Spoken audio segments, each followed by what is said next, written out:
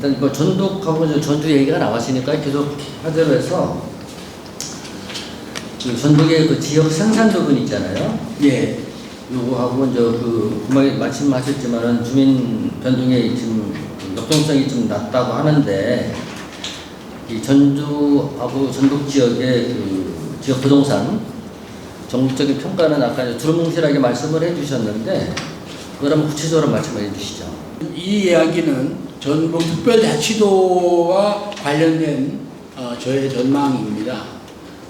뭐 이미 중앙정부도 이 점에 관하여는 여러 가지 후속 법안을 만들고 있는 걸로 제가 알고 있는데, 현재 아시겠지만 아시아 지역이 중국을 국제적인 기업들이 그 부동산과 도시 공간을 사용하는데 굉장히 불편해진 건 아시나요? 그렇다고 그 시장을 포기하지도 않습니다. 그래서 그 가장 근접한 지역에서 항구적으로 컨트롤 타워를 할 수 있는 지역을 이제 아마 그 시간이 그래도 찾게 될 텐데, 저라면 전라북도에 합니다. 우리는 또 그런 용지가 준비되어 있는 곳도 아세요? 새만금이라고. 네. 그러면 그런 데서 만일에 전진기지가 있으면 백오피스는 어디 있어야 되나요? 그건 도시 구성이 잘 되어 있는 전통 도시인 전주 같은 곳에, 예컨대 이제 그쪽에 만일에 뭐 연구소가 있다. 그럼 본산 전주 같은 곳에 있어야 돼요. 그래서 저는 동아시아 일대의 이 격동의 이 안보 경제 상황으로 미루어 볼 때 아마 이 내년 이제 봄부터 여러분이 변화를 경험하시게 될 텐데, 여러 가지 노력도 하시겠지만은 저는 자연 발생적으로 이쪽 지역으로 많은 국제 기업들에 연관된 투자가 지속적으로 유지될 거다. 보통 이런 건 한번 진행되면은 한 30년 이상 갑니다. 제가 아까 2050년이라고 말씀드린 것은 이 일대의 국제화 환경에 대하여 말씀을 드린 거고요. 또 하나는 아까도 말씀을 드렸지만은 우리가 그동안은 주로 이제 그 지역 주민들 위주로 도시를 구성을 한다면 앞으로는 정책 위주의 도시를 구성하게 됩니다. 그러니까 어떤 지역과 어떤 지역이 좀 더 중요해지고 어떤 지역은 상대적으로 조금 덜 하고 이런 면이 있습니다. 그건 불가피합니다. 계획적인 도시 발달에서는. 그런 면에서는 도시 안에서 일어나고 있는 여러 가지 일들에 대하여 좀 예의주시하셔서 어디가 더 압축하는지, 또 압축된 곳과 압축된 곳이 어떻게 이렇게 빨리 연결되는지 이런 것들을 좀 잘 지켜보실 필요가 있고요. 그 전 단계로 아마 저의 생각은 공동주택을 아마 이 정부가 좀 빨리 만들 가능성이 있습니다. 아까 잠깐 말씀드렸는데, 현재 토지가 좀 상대적으로 싼 상태에 있고 개발이 조금 용이한 상태에 있기 때문에 조금만 지나면 공공주택을 만들고 싶어도 못 만듭니다. 비용도 문제가 있고. 그래서 젊은 시민들께서는 공공주택을 거주하고 있다 그래서 사유주택을 사는 권리를 침해하거나 그러지 않습니다. 그건 그거대로 가고 이건 이거대로 가는 거기 때문에 저는 선공공, 후민간에 대한, 특히 젊은 20, 30대 청년들께서는 그런 국가의 방침을 좀 예의주시하셨으면 좋겠고, 그건 뭐 여담이지만 막 캠핑 다니고 그런 거 좋아하시면 안 돼요. 도시 안에, 영구 건축물 안에 있는 훈련을 자꾸 해야지. 자꾸 바깥에 나가가지고 찬바람 쐬고 그러면 연락이 안 돼. 가끔 하는데, 가끔. 그거는 집안에 도배하고 그럴 때 나가서 하는 거지. 우리 집에도 맨날 나가 있습니다. 제가 애도에서 한마디 했습니다. 이제는 실내, 그것도 걸어서 인생을 끝낼 수 있는 곳. 이게 지금 스웨덴 같은 도시는요, 스톡홀름이라고 여러분 아시잖아요. 네. 거의 1분 도시를 만든다고 해요.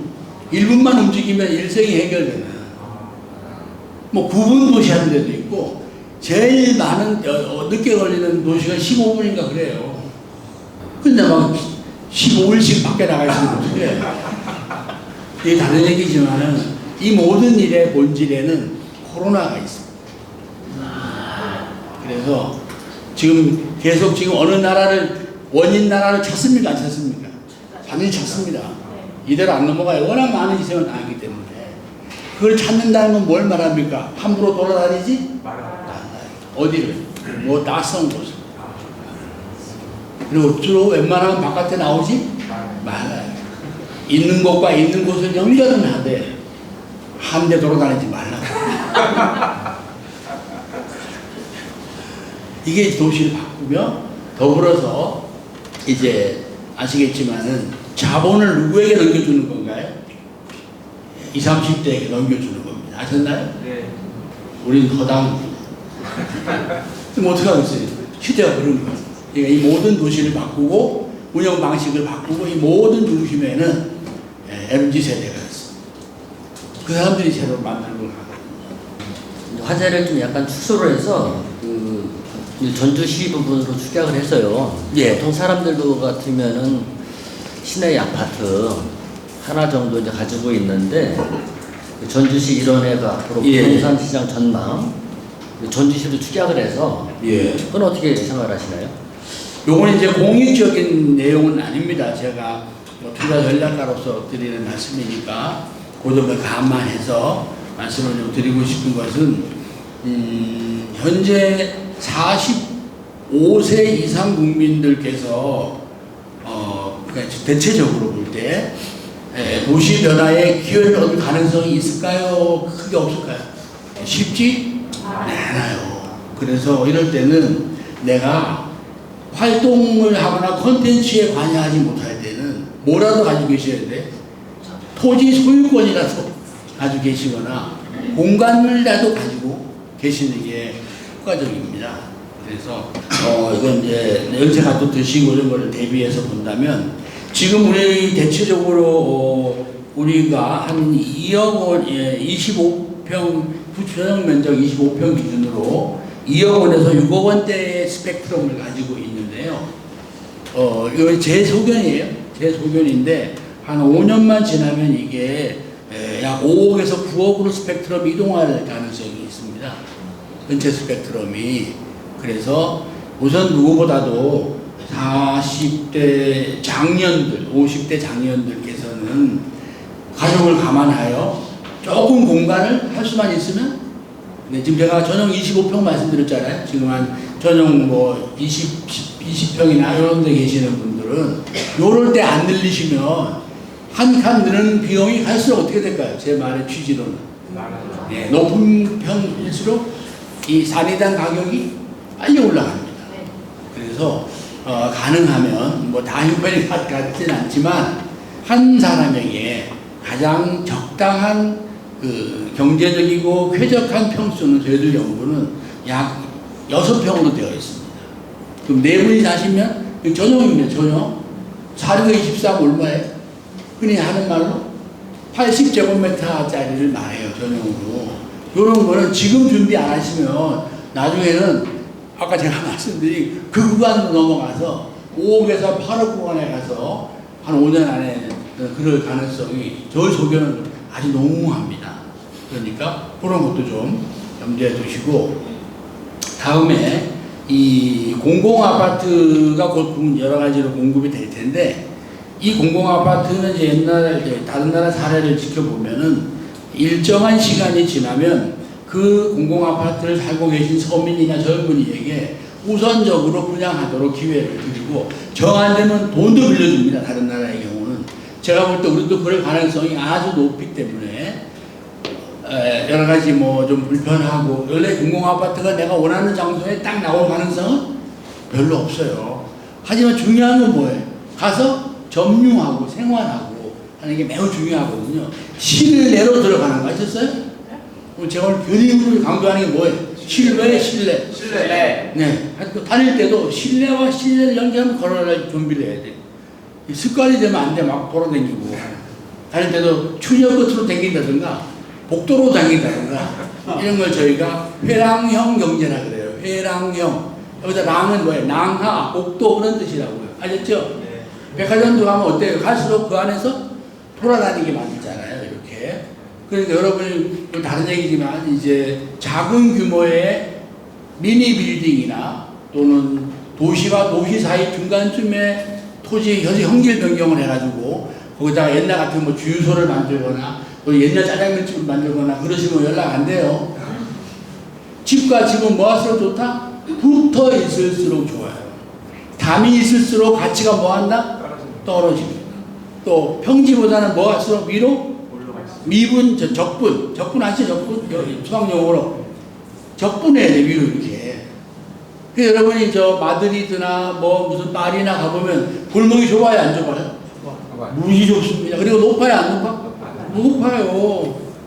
근데 막 자기 혼자 가다가 저 남원 가는 길가에다 혼자 크게 져놓고 있으면 연락 안 가니까. 그래서 작은 상가를 사시거나 이런 거 할 때는 꼭 저한테 연락을 하셔야 돼요. 함부로 하시면 안 돼요. 몰이나 연결된 낭하, 이렇게 회람으로 되어 있지 않은 곳에서 가게를 여시는 것은 제가 권할 수가 없습니다. 그러니까 가급적 밖을 내다보고 가게를 열면은 잘 될 가능성이 별로 없어요. 또 반대로 밖을 내놓을수록 비싸요, 안 비싸? 엄청 비싸면 1층의 경우는 밖을 보인다고 해서 가게가 개념이 바뀌는 거라고요. 아시죠? 백화점이 밖으로 있어요, 안으로 있어요? 더 안으로 있죠.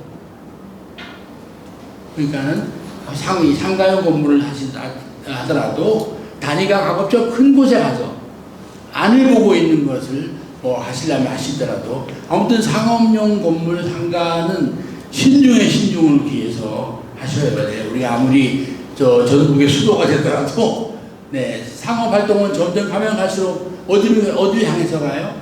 그건 지능화되기 때문에 우리의 손과 손을 거쳐서 잘 하지 않습니다. 그런 건 조심하시고 또 무슨 작은 건물을 사가지고 폼 잡고 그러는 거는 그건 연예인이나 하는 거지 우리하고 관계없어요. 그거 별 효과 없습니다. 괜히 이렇게 하는 거예요. 그런 건 우리 전주에는 별로 없지만 이런 시점이 되면은 또 이 중에는 사업자들 와 계셔가지고 내가 한 4, 5층짜리를 한 300평짜리의 그 총면적으로 하나 좀 상업용 건물을 지어서 시행을 해볼까 이런 마음을 먹을 가능성이 있는데 no 하시면 안 돼요. 왜? 그 사는 사람에게 잘못하는 거. 팔릴 수는 있겠죠. 그러나 작은 단위의 상업용 건물은 세월이 흘러도 재생될 가능성이 앞으로 뭐든지 뭐가 돼야 돼요? 재생이 돼야 돼요. 재생이. 재건축, 재개발 같은 재생이 되지 않는 부동산은 조심하세요. 조심하세요. 아예 하면 안 됩니다. 우리가 만일에 정읍에 있는 농가가 재생이 됐으면 이렇게 됐겠습니까? 재생을 꼭 염두에 두셔야 되는데 통상적인 재생의 시간은 약 30년입니다. 30년 뒤에 더 어떻게 돼야 되나요? 더 높게, 더 복합적으로, 더 통합적으로 재생될 수 있는 곳인가 그런 거를 꼭 염두에 두시면 좋겠습니다.